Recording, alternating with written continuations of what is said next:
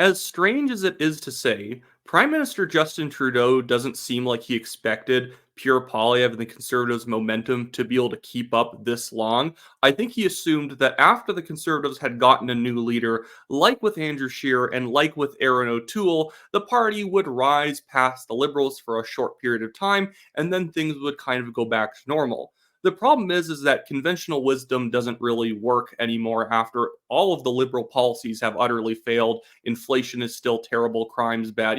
Pretty much everything's bad. You can't just go back to a 2015 style playbook for the Liberals winning the next election. And because of that, it seems like the Liberals, trying to catch some momentum of their own, are trying to stir up controversy and now actually push borderline full on socialist rhetoric in order to polarize Canadians back towards themselves. In a certain sense, this isn't even that stupid of an idea. When you see some of the new polls coming out from like Nanos Research here, just take a look at that. 41% conservatives, 29% liberals. And yes, while that's still a good result for the conservatives, especially if that was an election result, that's only a 12-point lead for the conservatives, whereas in the past, the liberals have been behind the conservatives by anywhere from 16 to 21 points. So a 12-point, trailing result is not actually that bad for the liberals.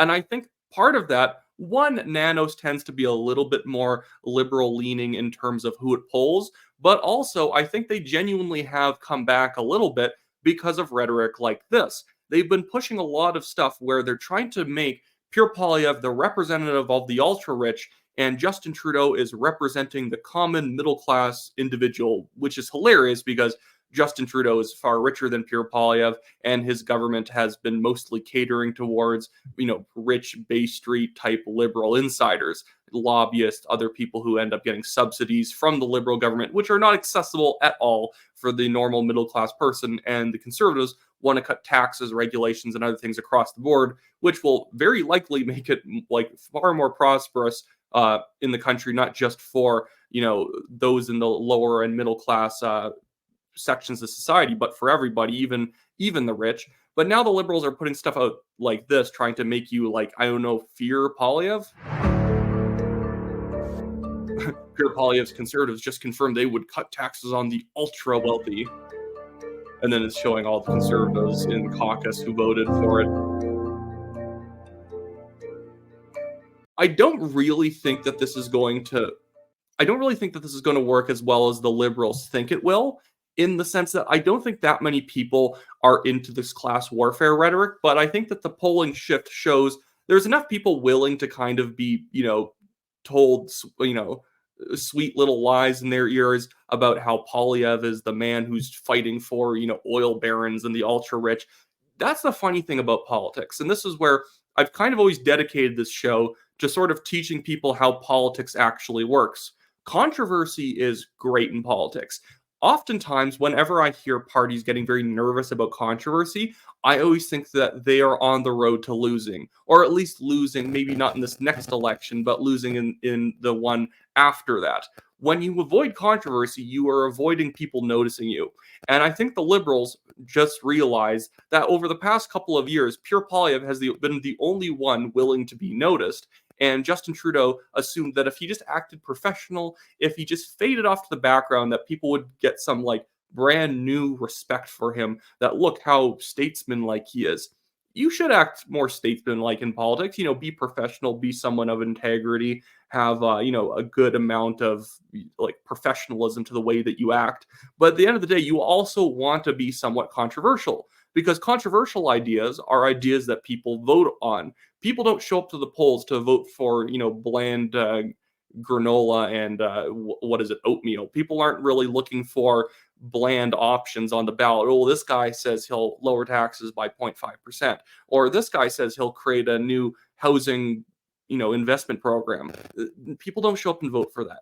That's what Aaron O'Toole and Andrew Scheer proved. I think Andrew Scheer would have done far better if he had better advisors, because I think he was getting pressured into the red Tory mold, even though he's far more of a blue conservative. But Aaron O'Toole modeled it perfectly. When you stand for very little, people aren't going to tend to come out and vote for you. People like to vote for things that are in a certain sense, hot-blooded. They want to vote for something like, making sure that we crack down on crime, that we lower taxes, lower regulations, that we seemingly have a revolution in politics and do things differently. And that's what Poilievre was offering, and that's why he easily won the 22 leadership race. And since he won the leadership race, he's been almost ahead in the polls the entire time over Justin Trudeau's Liberals, because it feels like they're voting for something different. And now the Liberals are even trying to market themselves as being something different. Now they're trying to be working class, heroes and defenders.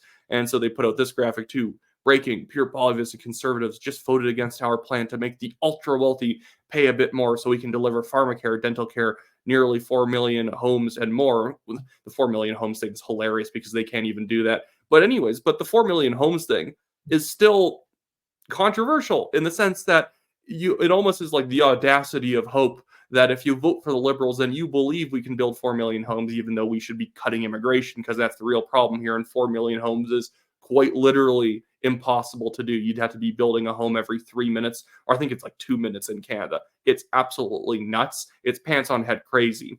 But that is something that polarizes people towards you.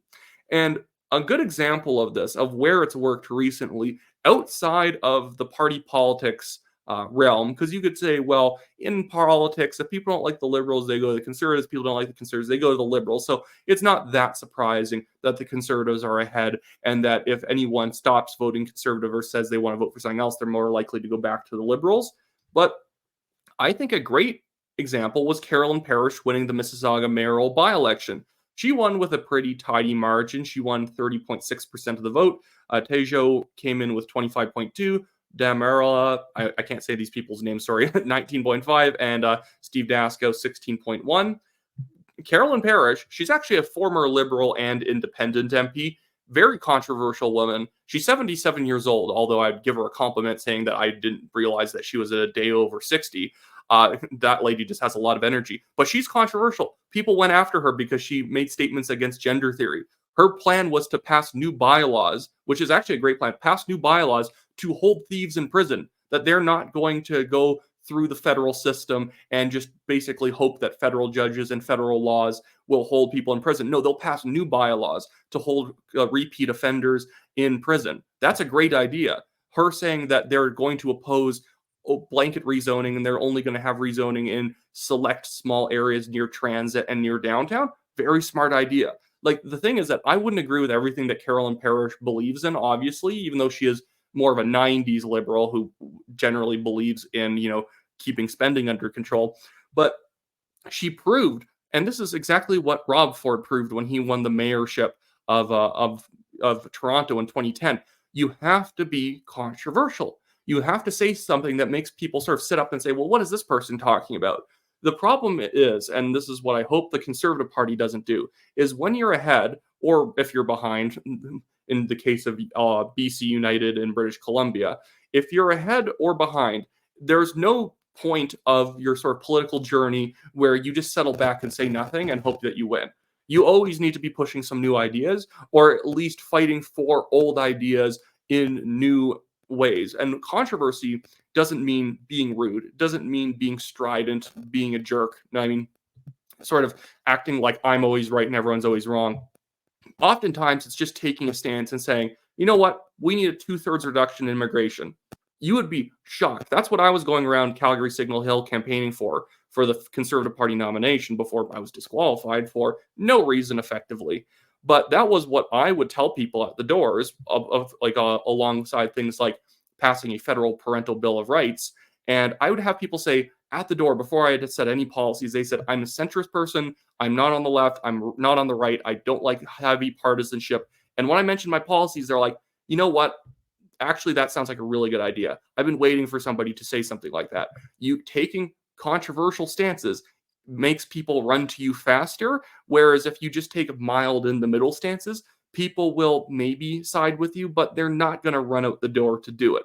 That was Aaron O'Toole's problem. And I don't think the Conservatives have pumped the brakes yet. But what they need to be able to keep in their minds is that if they pump the brakes, that is the death of their brand. And they are going to have very average performance if they just start saying average in the middle things for a Conservative. Anyways, that should be it for me today, guys. I just want to quickly plug the Give, Send, Go legal fund I have in the description of this video below. If you guys want to contribute to that, it really helps me out. We have a billionaire developer suing us for defamation, in which he has not provided any evidence that we defamed him in over 2.5 years of this case going on. He is merely trying to bully us, but we do not get bullied, so we are fighting back, and we're going to fight to win this case so that he owes us potentially double or triple our costs back, and this might have been the best investment we've ever made in getting sued. But yeah, so we're going to make sure that we actually fight this to a standstill and get all of our money back in court and make sure that people know that they can't bully the National Telegraph. Anyway, so if you can provide any money to that, it really helps us out, reduces the burden of cost on us, and I'll be back later with another video. Hopefully this one wasn't too rambling. I had like 3 or 4 ideas when I sat down today, and I decided to do all of them.